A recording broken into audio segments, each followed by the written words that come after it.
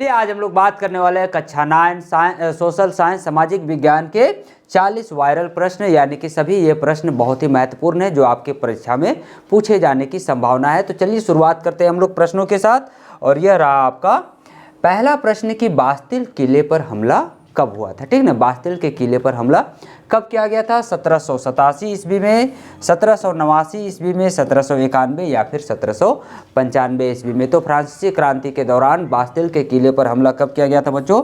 तो 1789 ईस्वी में। ठीक ना, 1789 ईस्वी में हमला किया गया था और उसके अवशेषों को बाजारों में बेचा गया था और लोग उसे स्मृति के लिए खरीद करके रखे थे। ठीक ना, चलिए फिर अगला प्रश्न है आपका कि जनरल स्टेट में कितने वर्ग थे। ठीक ना, जनरल स्टेट में कितने वर्ग थे? 2, 3, 4 या फिर 5। तो जनरल स्टेट में कितने वर्ग थे बच्चों? 3 वर्ग। ठीक ना, पादरी, कुलीन और सामान्य, है ना।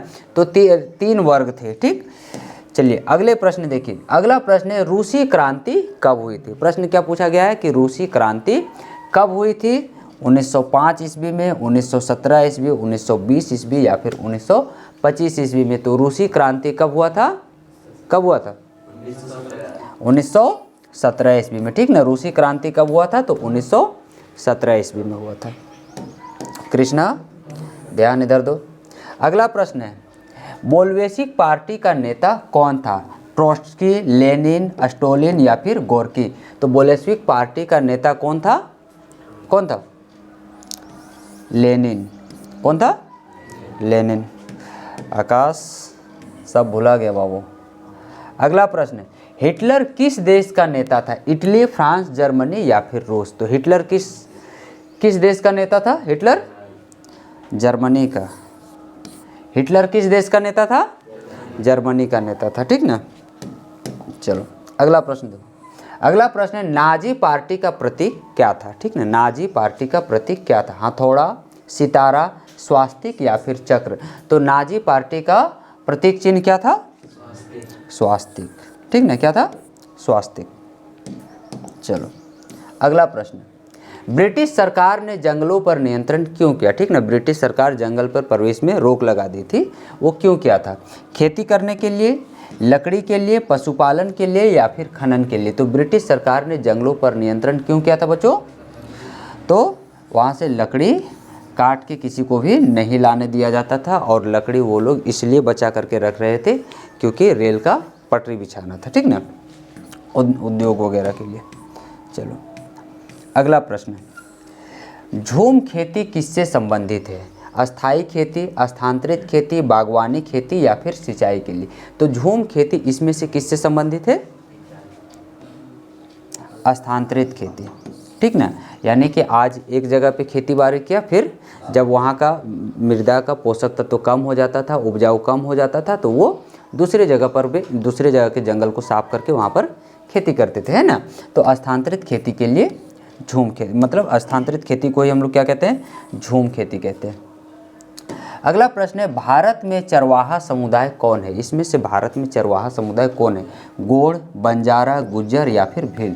तो भारत में चरवाहा समुदाय कौन है? गुज्जर समुदाय। ठीक ना, चलो अगला प्रश्न, चरवाहे मुख्य रूप से क्या करते हैं? व्यापार, खेती, पशुपालन या फिर मछली पालन। तो चरवाहे मुख्य रूप से क्या काम करते हैं? पशुपालन का कार्य करते हैं। ठीक ना, चरवाहे मुख्य रूप से पशुपालन का कार्य करते हैं। फिर अगला प्रश्न है आपका नील विद्रोह कहाँ हुआ था? नील विद्रोह कहाँ पर शुरू हुआ था? तो कहाँ पे नील विद्रोह हुआ था? बंगाल में, है ना। नील विद्रोह कहाँ पे हुआ था? बंगाल में। अगला प्रश्न, किसान आंदोलन का मुख्य कारण क्या था? कर, सूखा, फसल हानि या फिर सभी। तो किसान आंदोलन का प्रमुख कारण क्या था? तो टैक्स तो बढ़ा ही दिया था, साथ ही साथ सूखा पड़ गया था और फसल में हानि हुई थी। यानी कि हम लोग का सही जवाब क्या हो जाएगा? ऑप्शन नंबर डी, कि किसान आंदोलन का मुख्य कारण था कि टैक्स बढ़ गया था, सूखा पड़ने के कारण से फसल क्षति हो गया था, लेकिन टैक्स में किसी प्रकार का छूट नहीं दिया गया था। इसलिए इसका सही आंसर क्या हो जाएगा? इनमें से सभी। अगला प्रश्न, ब्रिटिश शासन में मुख्य निर्यात क्या था? ब्रिटिश शासन में मुख्य निर्यात क्या था? क्या निर्यात किया जाता था? कपड़ा, मसाले, कच्चा माल या फिर मशीन? तो ब्रिटिश शासन के दौरान भारत से क्या चीज़ निर्यात किया जाता था बच्चों? यहाँ से कच्चा माल, ठीक ना, कच्चा माल यहाँ से ब्रिटिश निर्यात किया जाता था और वहाँ से सामान बना करके फिर से उसे भारत में लाया जाता था। अगला प्रश्न देखिए, रेल मार्ग क्यों बनाया गया? आखिर भारत में रेल पटरी बिछाया गया था, तो यहाँ पे रेल मार्ग क्यों बनाया गया था? पर्यटन स्थल बनाने के लिए, व्यापार के लिए, शिक्षा के लिए या फिर रक्षा के लिए? तो यहाँ पे रेल मार्ग क्यों बिछाया गया था? व्यापार के लिए। तो ऑप्शन नंबर बी क्या हो जाएगा सही, कि रेल मार्ग यहाँ पे व्यापार के लिए बिछाए गए थे। अगला प्रश्न है, भारत किस गोलार्ध में स्थित है? भारत किस गोलार्ध में स्थित है? पृथ्वी के कौन से गोलार्ध में स्थित है? उत्तरी, दक्षिणी, पूर्वी या फिर पश्चिमी? तो भारत किस गोलार्ध में? देखिए इस प्रकार से हम लोग अगर बात करते हैं, ये आपका पृथ्वी है, ये आपका विषुवत रेखा, तो विषुवत रेखा के ये ऊपर में है, तो कौन से गोलार्ध में स्थित है? भारत किस गोलार्ध में स्थित है बच्चों? तो उत्तरी गोलार्ध में स्थित है, ठीक ना। भारत किस गोलार्ध में स्थित है? तो भारत उत्तरी गोलार्ध में, उत्तर पूर्वी गोलार्ध में। अगला प्रश्न, कर्क रेखा भारत से कितने राज्यों से होकर के गुजरती है? तो कर्क रेखा भारत के कितने राज्यों से होकर गुजरती है? 6, 7, 8 या फिर 9? तो भारत कर्क रेखा कितने राज्यों से होकर गुजरती है? 8 राज्यों से, ठीक ना। कर्क रेखा भारत के 8 राज्यों से होकर के गुजरती है, जिसमें झारखंड भी एक आ जाता है ना, झारखंड से होकर भी गुजरती है। फिर अगला प्रश्न है, हिमालय किस प्रकार का पर्वत है? हिमालय किस प्रकार का पर्वत है? ब्लॉक, ज्वालामुखी, वलित या फिर पठारी? तो हिमालय किस प्रकार का पर्वत है बच्चों? अमित, हिमालय किस प्रकार का पर्वत है? वलित पर्वत है, ठीक ना। हिमालय किस प्रकार का पर्वत है? तो हिमालय एक वलित पर्वत है। चलिए अगला प्रश्न, दक्कन का पठार कहाँ पर स्थित है? उत्तर भारत, दक्षिण भारत, पूर्व भारत या फिर पश्चिम भारत? तो दक्कन का पठार कहाँ पर स्थित है? कहाँ पर? दक्षिण भारत में, ठीक ना। दक्कन का पठार कहाँ स्थित है? दक्षिण भारत में स्थित है। अगला प्रश्न, भारत का जलवायु किस प्रकार की है? शीत, उष्ण कटिबंधीय, मानसून, मरुस्थलीय या फिर समशीतोष्ण? तो भारत की जलवायु कैसी है? उष्ण कटिबंधीय मानसून जलवायु है, ठीक ना, उष्ण कटिबंधीय मानसून जलवायु भारत की। अगला है, मानसून कब आता है? मार्च, जून, सितंबर या फिर दिसंबर में? तो भारत में मानसून कब आता है? जून में, ठीक ना। लगभग 5 जून तक भारत में मानसून प्रवेश कर जाता है। 5 जून, 9 जून, 10, 15 जून तक, है ना। 5 से लगभग 15 जून तक मानसून प्रवेश कर जाता है। फिर अगला प्रश्न है कि सदाबहार वन कहाँ पाए जाते हैं? राजस्थान, असम, पंजाब या फिर गुजरात में? तो सदाबहार वन कहाँ पे पाए जाते हैं? असम में, है ना। कहाँ पाए जाते हैं? असम में। सदाबहार वन असम में पाए जाते हैं। राष्ट्रीय पशु कौन है? शेर, हाथी, बाघ या फिर भालू? तो भारत का राष्ट्रीय पशु कौन है? राष्ट्रीय पशु बाघ, ठीक ना। भारत का राष्ट्रीय पशु कौन है? बाघ है।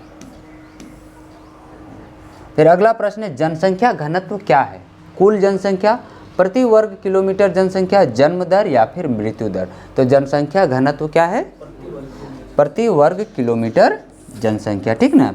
जनसंख्या घनत्व क्या है? तो प्रति वर्ग किलोमीटर जनसंख्या, यानी कि 1 किलोमीटर के अंदर में कितने लोग रह रहे हैं, ठीक ना, कितनी आबादी रह रही है। अगला प्रश्न, जनगणना कितने वर्षों में होती है? 5, 8, 10 या फिर 15? तो जनगणना कितने वर्षों में होती है? प्रत्येक 10 वर्ष में जनगणना होती है, ठीक ना। तो इसलिए ऑप्शन नंबर सी क्या हो जाएगा आपका सही होगा। अगला प्रश्न, लोकतंत्र में सत्ता किसके पास होती है? राजा के पास, जनता के पास, सेना के पास या फिर अधिकारी के पास? तो लोकतंत्र में सत्ता किसके पास होती है? जनता के पास, ठीक ना। जनता ही जिसको चुनेगी वही शासक बनेगा, ठीक ना। यानी कि पूरा का पूरा निर्भर किस पर करता है? जनता पे कि अगला शासक कौन बन करके आएगा। चलिए फिर प्रश्न है, लोकतंत्र का मुख्य आधार क्या है? धन, वोट, शक्ति या फिर पद? तो लोकतंत्र का मुख्य आधार क्या है बच्चों? वोट, ठीक ना। हम लोग किसको आखिर वोट जिसको देंगे वही क्या बनेगा? अगला शासक बनेगा, इसलिए लोकतंत्र का मुख्य आधार ही क्या है, वोट है। तो आपका ऑप्शन नंबर बी आ जाएगा।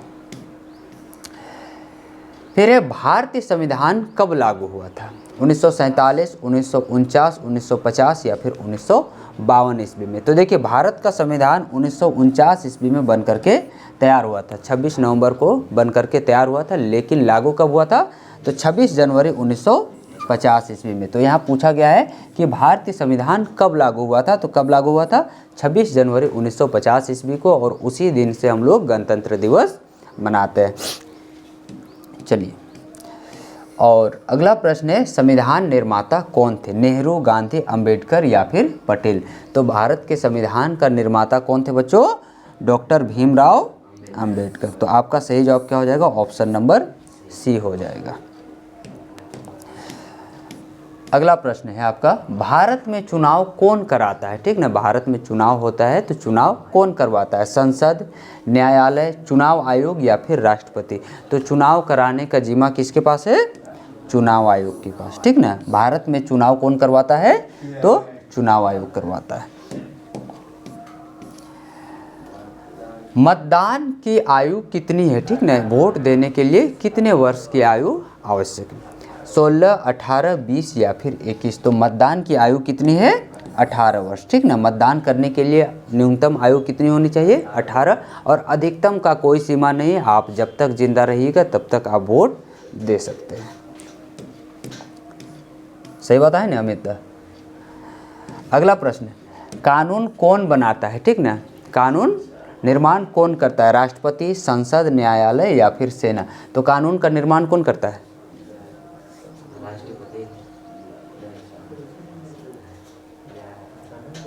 कानून का निर्माण कौन करता है, कानून का निर्माण संसद करता है, और उसे लागू कौन करती है,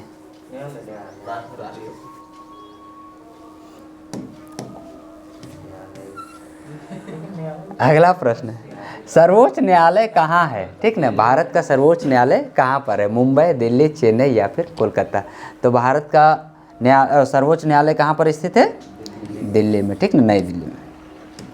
अगला प्रश्न, जीवन का अधिकार किस अनुच्छेद में है, जीवन जीने का अधिकार कौन से अनुच्छेद में, 14, 19, 21 या फिर 32। तो जीवन जीने का अधिकार किस अनुच्छेद में है, अभी ये पढ़ रहे थे, जीवन जीने का अधिकार, तो जीवन जीने का अधिकार कौन सा अनुच्छेद है, अनुच्छेद 21 में। अगला प्रश्न, चुनाव का अधिकार कब लागू हुआ, ठीक ना, चुनाव का अधिकार कब लागू हुआ, 2000 ईस्वी, 1905 ईस्वी, 2010 या फिर 2015। चुनाव बोल रहे, सूचना का अधिकार, थोड़ा सा गलती हो गया, सूचना का अधिकार कब लागू हुआ था, 2000 ईस्वी, 1905 ईस्वी, 2010 ईस्वी या फिर 2015 ईस्वी। तो सूचना का अधिकार कब लागू हुआ था, 2005 में, ठीक ना, सूचना का अधिकार 2005 ईस्वी में लागू हुआ। फिर पालमपुर में मुख्य कार्य क्या है, ठीक ना, पालमपुर गांव के बारे में हम लोग कहानी पढ़े थे। तो पालमपुर गांव का मुख्य कार्य क्या है, उद्योग, व्यापार, कृषि या फिर पर्यटन। तो क्या है वहाँ का मुख्य कार्य, क्या है, कृषि है, पालमपुर का मुख्य कार्य है कृषि। फिर अगला प्रश्न, आधुनिक खेती में क्या प्रयोग होता है, बैल, मशीन, हल या फिर कुदाल। तो आधुनिक खेती, ठीक ना, पारंपरिक खेती में बैल, हल, लेकिन आधुनिक खेती में किस चीज़ का प्रयोग होता है, मशीन का। तो ऑप्शन नंबर बी क्या हो जाएगा। गरीबी रेखा किससे संबंधित है, आय, शिक्षा, स्वास्थ्य या फिर आवास। तो गरीबी रेखा किस चीज़ से संबंधित है, आय से, ठीक ना, गरीबी रेखा किससे संबंधित है, तो आय से संबंधित है। फिर अगला प्रश्न है, गरीबी कम करने की योजना कौन सी है, इसमें से गरीबी कम करने की योजना कौन सी है, मनरेगा, उज्ज्वला, आयुष्मान या फिर स्वच्छ भारत। तो गरीबी कम करने का योजना कौन है, मनरेगा, ठीक ना, मनरेगा के तहत हर व्यक्ति को रोजगार यानी कि काम दिया जाता है। तो गरीबी कम करने की योजना कौन है, मनरेगा है। फिर अगला प्रश्न है आपका कि पीडीएस का पूरा नाम क्या है, ठीक ना, पीडीएस का पूरा नाम क्या है। Public delivery system, public distribution system, या फिर पीपल डिस्ट्रीब्यूशन सिस्टम, या फिर प्राइवेट डिस्ट्रीब्यूशन सिस्टम। तो पीडीएस का फुल फॉर्म क्या है? Public distribution system. फिर अगला प्रश्न है, राशन कार्ड किसके लिए होता है? ठीक ना, राशन कार्ड जो आपके घर में होगा, लाल कार्ड, पीला कार्ड जो आप देख रहे हैं, तो वो राशन कार्ड किसके लिए होता है? अमीर के लिए, गरीब के लिए, व्यापारी के लिए, या फिर अधिकारी के लिए? तो किसके लिए होता है? गरीब के लिए होता है। तो अभी हम लोग 40 MCQ प्रश्न देखें और ये सभी प्रश्न आपके लिए बहुत ही महत्वपूर्ण था। तो वीडियो अच्छा लगा होगा तो वीडियो को लाइक करें, कमेंट करें और फिर मिलेंगे हम लोग नए वीडियो में। तब तक के लिए धन्यवाद।